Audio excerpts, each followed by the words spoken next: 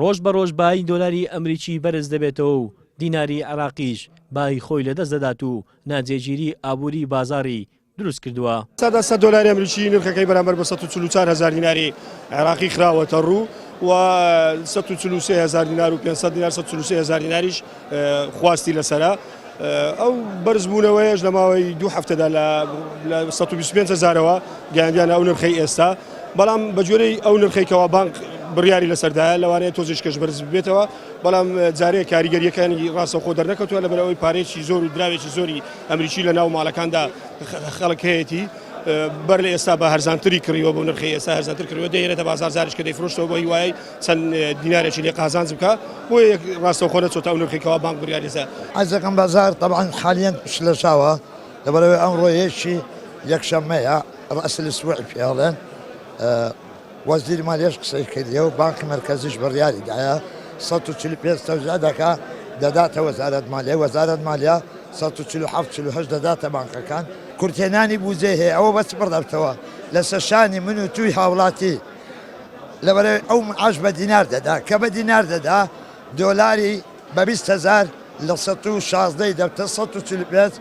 تقریبا چەند دەکا با بڵێن 48,000 گرانتر 28,000 گرانتر دەفرۆشی. بەرزبوونەوەی بەهای دۆلار ڕاستەوخۆ کاریگەری کردوتە سەر بەرزبوونەوەی نرخی کاڵا و شتومەک و مادە خۆراکیەکان، وەک ئەوەی بازرگانانی مادە خۆراکیەکان باسییان لێوە کرد نزیکەی لە 118 نرخی مادە خۆراکیەکان بەرز بۆتەوە. ئاوی تەماتە تقریبا 3,000 هاتە سەری کارتۆنی بەڵێ یەک کارتۆن 3,000 هاتە سەری بە ڕوون وەڵا ڕوون بێ تام گران بۆ ڕوون ڕاستی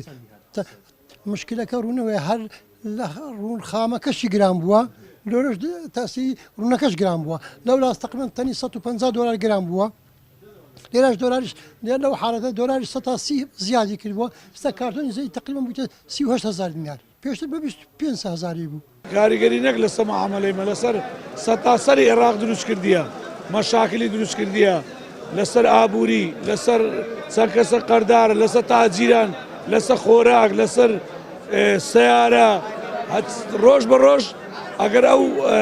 کارە چوانەکەن وەزعەکە بەرەو خراپتر دەڕوە نەک باشتر. ئێستا دەرزەنی 8,000 گرانتر کڕیە کاریگەری زۆر لەسەر من